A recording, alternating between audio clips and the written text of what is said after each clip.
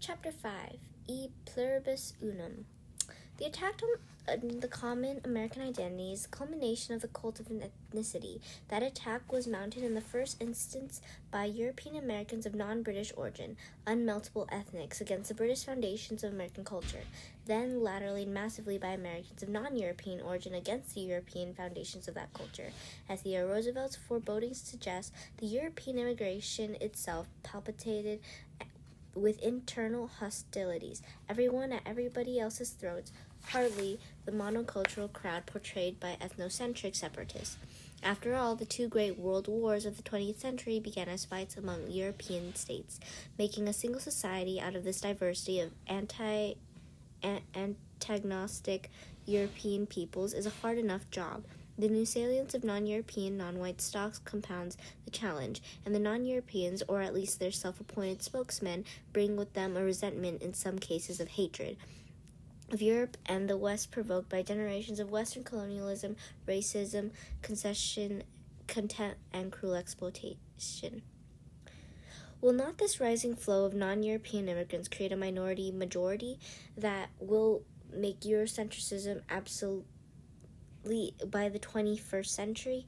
This is the fear of some white Americans and the hope and sometimes the threat of some non-whites. Immigrants were responsible for a third of population growth during the 1980s, more arrived than in any decade since the second of the century, and the composition of the newcomers changed dramatically. In 1910, nearly 90% of the immigrants came from Europe.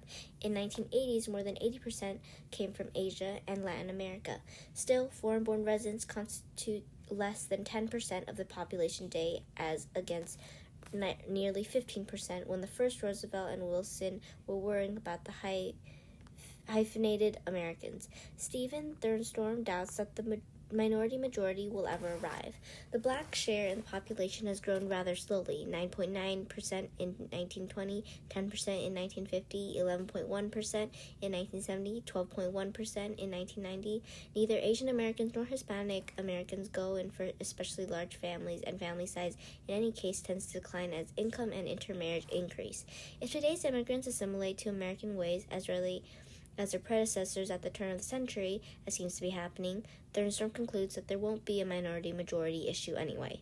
America has so long seen itself as the asylum for the oppressed and persecuted, and has done itself and the world so much good thereby, with any curtailment of immigration offends something in the American soul. No one wants to be a know-nothing, yet uncontrolled immigration is an impossibility, so the criteria of control are questions the American democracy must confront. We have shifted the basis of admission 3 times this century, from national origins in 1924 to family reunification in 1965 to needed skills in 1990. The future of immigration policy depends on the capacity of the assimilation process to continue to do what is done so well in the past, to lead newcomers to an acceptance of the language, the institutions, and political ideals that hold the nation together. Is Europe really the root of all evil? The crimes of Europe against lesser breeds without the law, not to mention even worse crimes, Hitlerism and Stalinism, against fellow Europeans are famous. But these crimes do not alter other facts of history, that Europe was the birthplace of the United States of America, that European ideals and culture formed the Republic, that the United States is an extension of European civilization, and that nearly 80% of Americans are of European descent. When Irving Howe, hardly a notorious conservative, dared write, the Bible, Homer, Plato, Sophocles, Shakespeare are central to our culture. An outraged reader, having graduated the past year from Amherst, wrote, "Whereas in Howe's list is the Quran, the Gita, the Confucius, and other central cultural artifacts of the peoples of our nations. No one can doubt the importance of these works, nor the influence they have had on other societies. But on American society, it may be too bad that dead white European males have played so large a role in shaping our culture. But that's the way it is. One cannot erase history. These humdrum historical facts, and not some dastardly imperialist conspiracy, explain the Eurocentric slant in American schools. Would anyone seriously argue that teachers should suppress the European origins of American civilization, or that schools should cater to the 20% and ignore the 80%? Of course, the 20% and their contribution should be integrated into the curriculum too, which is the point of cultural pluralism. But self-styled multiculturalists are very often ethnocentric separatists who see little in the Western heritage beyond the Western crimes. The Western tradition, in this view, is inherently racist, sexist, classist, hegemonic, irredeemably repressive, irredeemably oppressive. The spread of Western culture is due not to any innate quality, but simply to the spread of Western power. Thus, the popularity of European classical music around the world, and one supposes of American jazz and rock too, is evidence not of inherent appeal, but the pattern of imperialism in which the conquered culture adopts that of the conqueror. Some animus toward Europe lay behind the well-known crusade against the Western civilization course at Stanford. Hey, hey, ho, ho, Western culture's got to go. According to the National Endowment for the Humanities, students can graduate from 78% of American colleges and universities without taking a course in the history of Western civilization. A number of institutions, among them Dartmouth, Wisconsin, Mount Holyoke, require courses in Third World or ethnic studies, but not in Western civilization. The mood is one of devastating Americans of the sinful European inheritance and seeking redemptive infusions from non-Western cultures. One of the oddities of the situation is that the assault on the Western tradition is conducted very largely with an analytical weapons forged in the West. What are the names invoked by the coalition of later-day Marxists? Deconstructionists, post-structuralists, radical feminists, Afrocentrists, Marx, Nietzsche, Gramsci, Derrida, Foucault, Lacan, Sartre, de Beauvoir, Habermas, the Frankfurt Critical Theory School, Europeans all. The unmasking, demythologizing, decanonizing, dehomogenizing blitz against Western culture depends on methods of critical analysis unique to the West, which surely testifies to the internally redemptive potentialities of the Western tradition. Even Afrocentricists seem to accept sublimely the various Eurocentric standards they think they are rejecting.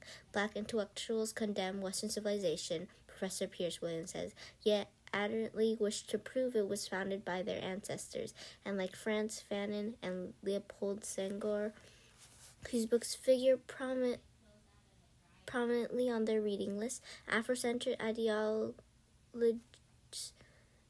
ideologues are intellectual children of the West they repudiate.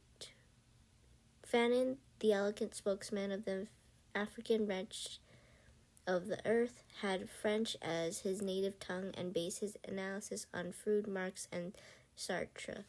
Senghor, the prophet of negritude, wrote in French, established a Senegalese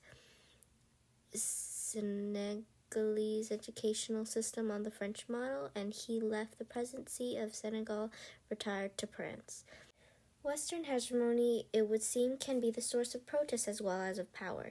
Indeed, the evasion of American schools by the Afrocentric curriculum, not to mention the conquest of university departments of English and comparative literature by deconstructionists, post-structuralists, etc., are developments that by themselves refute the extreme theory of cultural hegemony, of course. Gramsci had a point. Ruling values do dominate and permeate any society, but they do not have the rigid and monolithic grip on American democracy that academic leftists claim.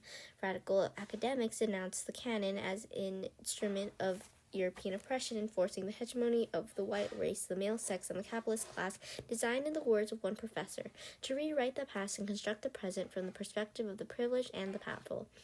Or, in the elegant words of another, and a professor of theological ethics at that, the canon of great literature as created by high Anglican assholes to underwrite their social class. The poor old canon is seen not only as conspiratorial but as static, yet nothing changes more regularly and reliably than the canon. Compare, for example, the canon in American poetry as defined by Edmund Clarence Stedman in his Poet of America. with the canon of 1935 or 1985, whatever happened to Longfellow and Whittier, or recall the changes that have overtaken the canonical literature of American history in the last half-century. Who reads Beard and Parrington now? And the critics clearly have no principled objection to the idea of the canon. They simply wish to replace an old gang by a new gang. After all, a canon means only that because you can't read everything, you give some books priority over others. Oddly enough, serious Marxists, Marx and Engels, Lukács, Trotsky, Gramsci had the greatest respect for what Lukács called the classical heritage of mankind. Well, they should have, for most great literature and much good history are deeply subversive in their impact on orthodoxies. Consider the present-day American literary canon. Emerson, Jefferson, Melville, Whitman, Hawthorne, Thoreau, Lincoln, Twain, Dickinson, William and Henry James, Henry Adams, Holmes, Drezier, Faulkner, and O'Neill. Lackeys of the ruling class, apologists for the privileged and the powerful, agents of American imperialism. Come on, it is time to join the chat about hegemony. If hegemony were as real as the cultural radicals pretend, Afrocentricism would never have got anywhere, and the heirs of William Leon Phelps would still be running the Modern Language Association. Is the Western tradition a bar to progress and a curse on humanity? Would it really do America and the world good to get rid of the European legacy? No doubt Europe has done terrible things, not least to itself, but what culture has not? History, said Edward Gibbon, is little more than the register of the crimes, follies, and misfortunes of mankind. The sins of the West are no worse than the sins of Asia or of the Middle East or of Africa. There remains, however, a crucial difference between the Western tradition and the others. Unlike other cultures, the West has conceived and acted upon ideals that expose and combat its own misdeeds. No other culture has built self-criticism into the very fabric of its being. The crimes of the West in time generated their own antidotes.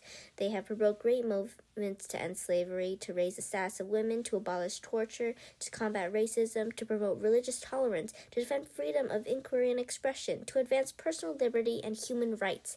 Whatever the particular crimes of Europe, that continent is also the source, the unique source of those liberating ideas of individual liberty, political democracy, equality before the law, freedom of worship, human rights, and cultural freedom that constitute our most precious legacy and to which most of the world today aspires.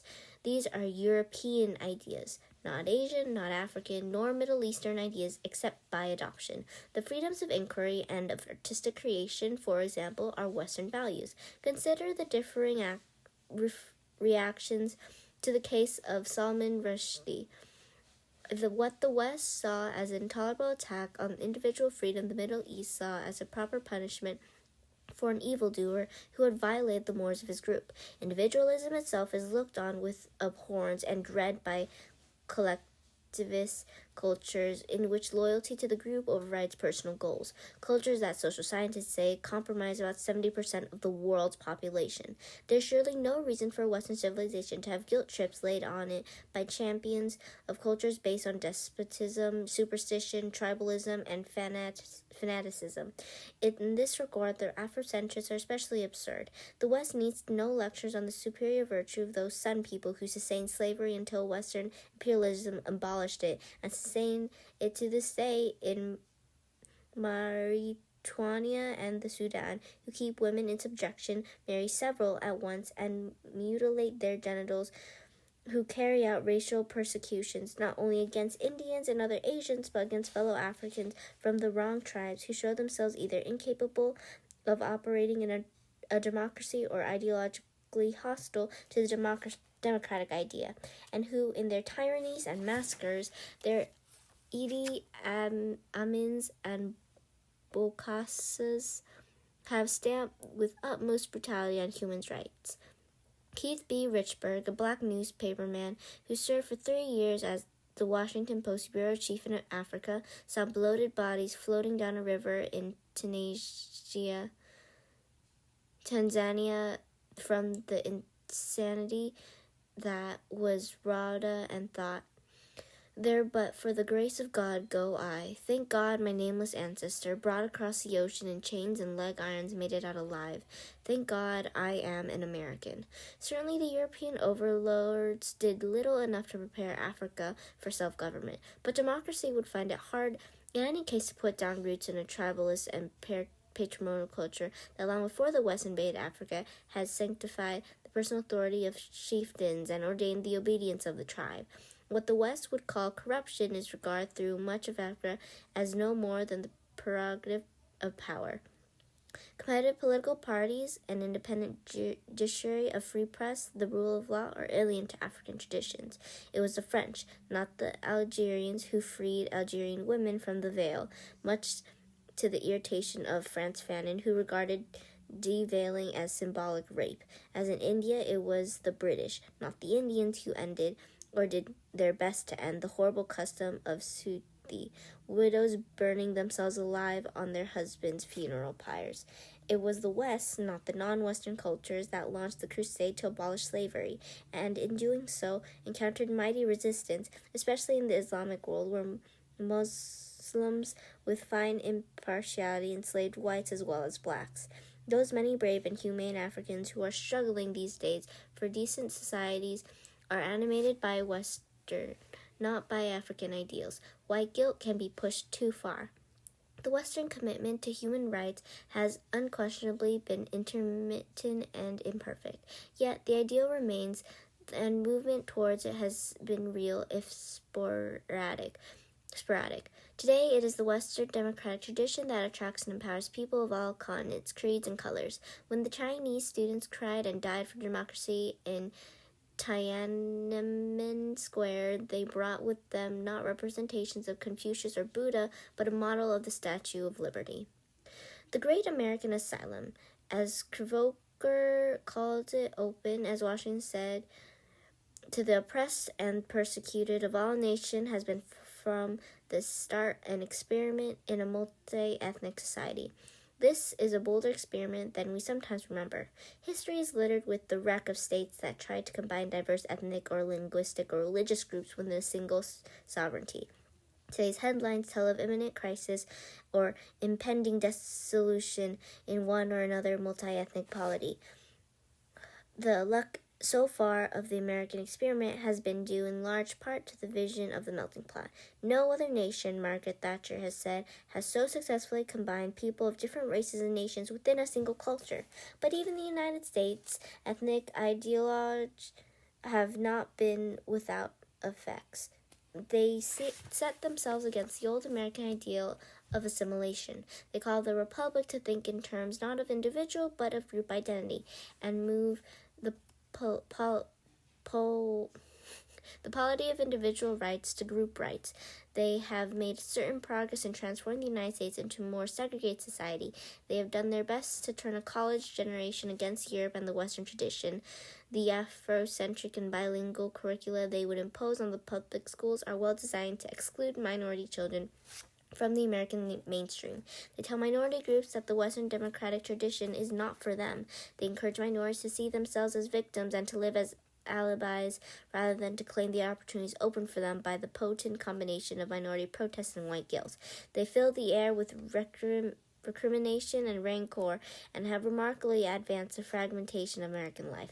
Yet I believe the campaign against the idea of common ideals and a single society will fail. Gunnar Myrdal was surely right. For all the damage it has done, the upsurge of ethnicity is a superficial enthusiasm stirred by romantic ideologues and unscrupulous hucksters who claim to speak for the minorities, is thoughtless and accepted by the media. I doubt that the ethnic vogue expresses a yearning of apartheid among the minorities themselves. Indeed, the more ideologues the press the case for ethnic separatism, the less they appeal to the mass of their own groups. They have thus far done better in intimidating the white majority than in converting their own constituencies. No nation in history, writes Lauren Fouche, the political scientist and immigration expert, in his fine book, The American Kaleidoscope, has proved as successful as the United States in managing ethnic diversity. No nation before had ever made diversity itself a source of national identity and unity. The second sentence explains the success described in the first, and the mechanism for translating diversity into unity has been the American creed. The civic culture, the very assimilating, unifying culture that is today challenged and not seldom rejected by the ideologues of ethnicity. A historian's guess is that the resources of the creed have not been exhausted. Americanization has not lost its charms. Many sons and daughters of ethnic neighborhoods still want to shed their ethnicity and move to the suburbs as fast as they can, where they will be received with far more tolerance than they would have been 70 years ago. Others may enjoy their ethnic neighborhoods, but see no conflict between foreign descent and American loyalty. Unlike the multicultures, they celebrate not only what is distinctive in their own backgrounds, but what they hold in common with the rest of the population. The desire for achievement and success in American society remains a potent force for assimilation. Gunnar Myrdal's assessment will still hold true today. The minority peoples of the United States are fighting for status in the larger society. The minorities of Europe are mainly fighting for independence from it. The ethnic identification often tends towards superficiality. The sociologist Richard Alba's study of children and grandchildren of immigrants in the Albany, New York area shows the most popular ethnic experience to be sampling the ancestral cuisine. Still, less than half the respondents picked that, and only 1% ate ethnic food every day.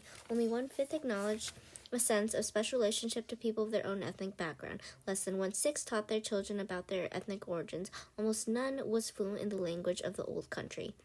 It is hard to avoid the conclusion, Alba writes, that ethnic experience is shallow for the great majority of whites. If ethnic experience is a good deal less shallow for blacks, it is because of their bitter life in America, not because of nostalgia for Africa. Yet even black Americans who have the strongest reasons for cynicism and despair, fight bravely and patriotically for their country, would move to the suburbs if income and racism would permit, and write in the inner city, not because they would want separatism, but because they want the same amenities and opportunities as white Americans. As for Hispanic Americans, first-generation Hispanics born in the United States speak English fluently. According to a Rand Corporation study, more than half of the second-generation Hispanics give up Spanish altogether. In 1996, a survey reported that among 5 educational goals, 51% of Hispanic parents regard learning English as most important, as against 11% of Spanish and 4% of learning about Hispanic culture. Asked how soon Hispanic American children should be taught English, 63% said as soon as possible. Only 17% felt their children should be taught Spanish first. When PEN, the International Organization for Writers, held a Latino Literature Festival in New York, Latino writers conclude, "We didn't want any more Barianization. We declared American writers." When Vista, an English language monthly for Hispanics, asked its readers what historical figures they most admired, Washington, Lincoln, and Theodore Roosevelt led the list, with Benito Juarez trailing as fourth, and Eleanor Roosevelt and Martin Luther King Jr. tied for fifth. So much for ethnic role models. Latinos are the most recent wave of immigrants and also those who can most easily return to their homelands, yet the majority aspire to be Americans first.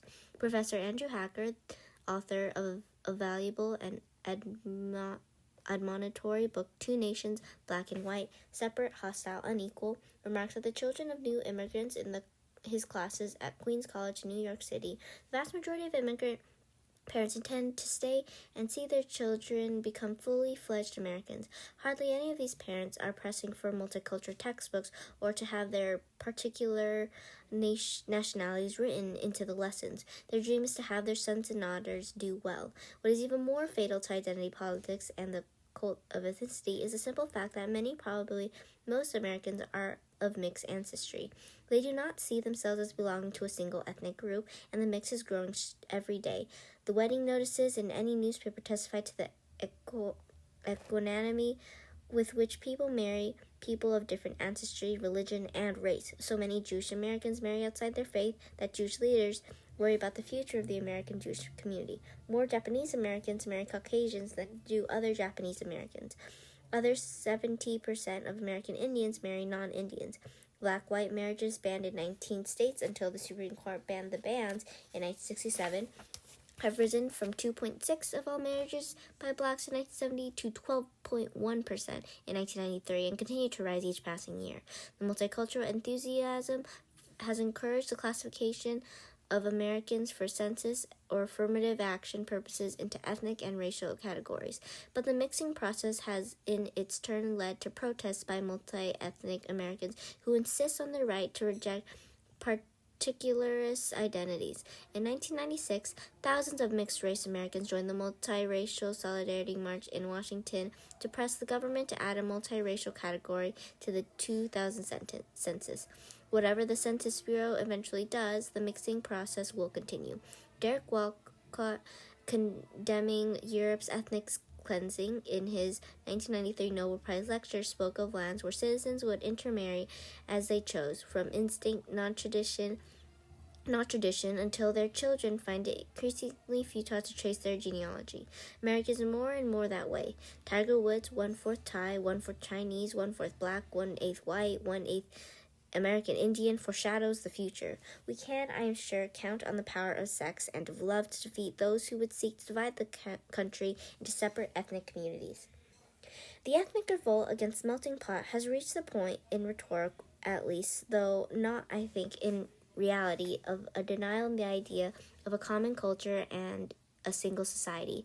If large numbers of people really accept this, the Republic would be in serious trouble. For 30 years, the historian John Higman writes, nation building virtually disappeared from the agenda of academic historians, and he calls on scholars to take serious the constructions of national and universal as well as ethnic racial particularist loyalties. In the excitement of discovering how much there was to learn about the experiences of people formerly excluded from the historical record, writes the Western historian Patricia Nelson Limerick, we have backed away from any division of human ground. We have instead divided the American life into a set of experiences. Did we, by virtue of that emphasis, intentionally cut some of the ground under empathy, compassion, fellow feeling, and understanding?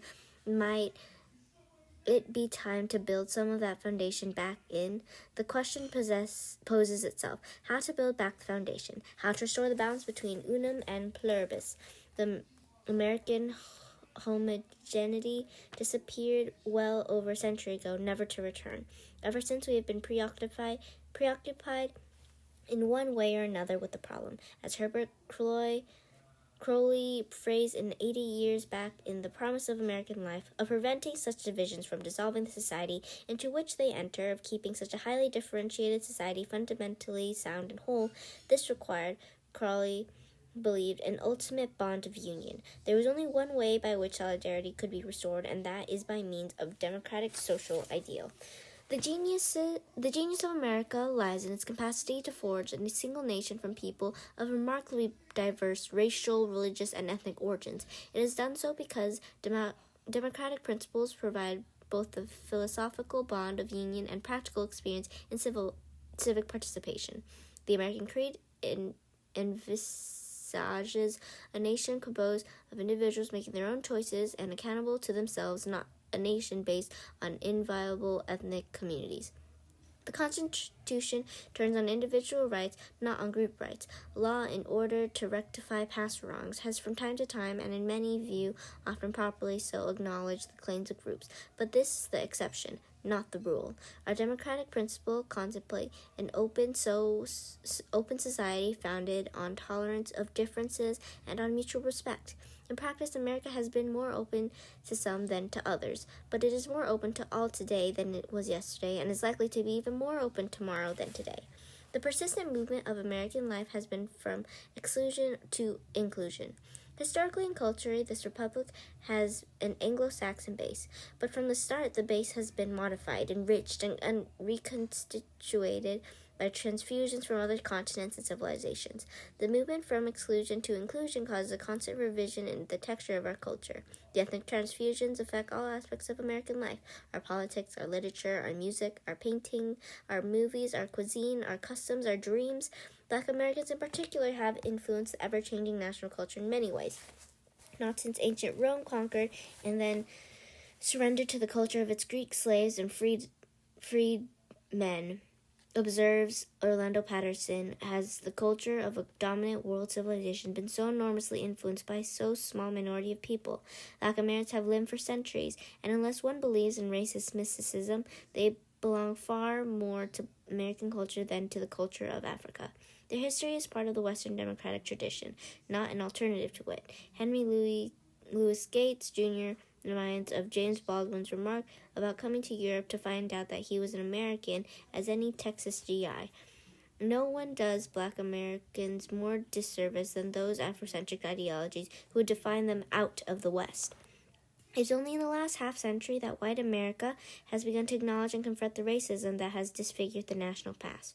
Only in the last half-century have white Americans finally grown conscious of the racial oppression practiced so unconsciously for the greater part of the American history, practiced at the expense of the ideal of equality enshrined in our sacred documents.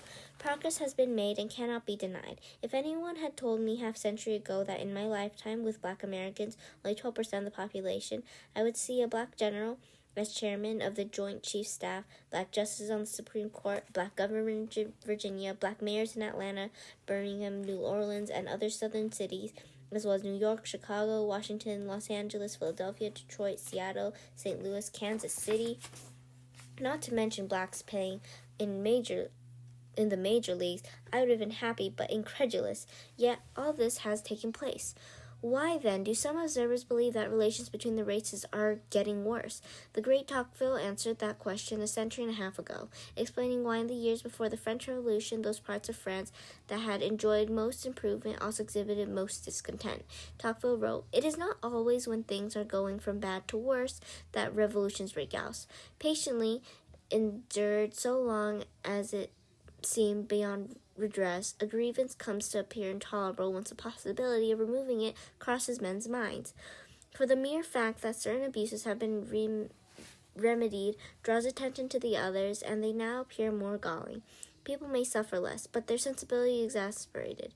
So improvements in people's lot may at the same time quicken the spirit of protest. The sociological truths," writes Orlando Patterson, "are that America, while still flawed in its race relations, is now the least racist white majority society in the world, has a better record of legal protection of minorities than in any other society, white or black, offers more opportunities to a greater number of black persons than any other society, including all those of Africa, and has gone through a dramatic change in its attitude toward miscegenation over the past 25 years. The interplay of diverse traditions and procedures of America as we know, paradoxical though it may seem, Diane Ravitch has well said, the United States has a common culture that is multicultural.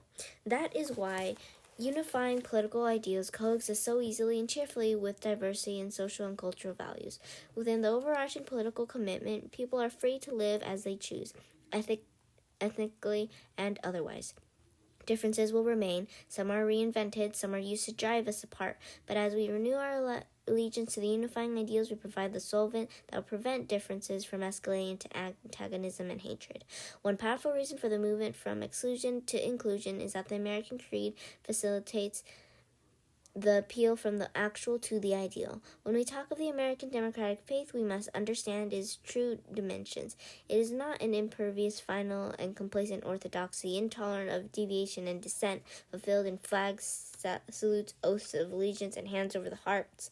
It is an ever-evolving philosophy, fulfilling its ideals through debate, self-criticism, protest, disrespect, and irreverence, a tradition in which all have rights of heterodoxy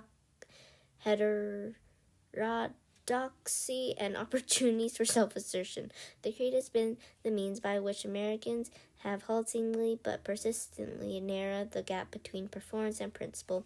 It is what all Americans should learn, because it is what binds all Americans together. Let us, by all means, in this increasingly mixed-up world, learn about those other continents and civilizations, but let us master our own history first. Lamentable has some may think it, we inherit an American experience, as America inherits a European experience. To deny the essentially European origins of American culture is to falsify history. Americans of whatever origin should take pride in the distinctive inheritance in which they have contributed contributed as other nations take pride in their distinctive inheritances. Belief is one own's culture in one own's culture does not require disdain for other cultures, but one step at a time. No culture can hope to ingest other cultures all at once, certainly not before it ingests its own. As we begin to master our own culture, then we can explore the world. Our schools and colleges have responsibility to teach history for its own sake, as part of the intellectual equipment of civilized persons, and not to degrade history by allowing its contents to be dictated by pressure groups, whether ideological, economic, religious, or ethnic. The past may sometimes offend one or another group. That is no reason for rewriting history. Giving pressure lobbies vetoes over textbooks and courses betrays both history and education. Properly taught history will convey a sense of the variety, continuity, and adaptability of cultures, of the need for understanding other cultures, of the ability of individuals and peoples to overcome obstacles, of the importance of critical analysis and dispassionate judgment in every area of life. Above all, history can give a sense of national identity. We don't have to believe that our values are absolutely better than the next fellows or the next countries, but we have no doubt that they are better for us, reared as we are, and are worth living by and worth dying for. For values are not matters of whim and happenance. History has given them to us. They are anchored in our national experience, in our great national documents, in our national heroes, in our folkways, traditions, and standards. People with a different history will have different values, but we believe that our own are better for us. They work for us, and for that reason we live and die by them.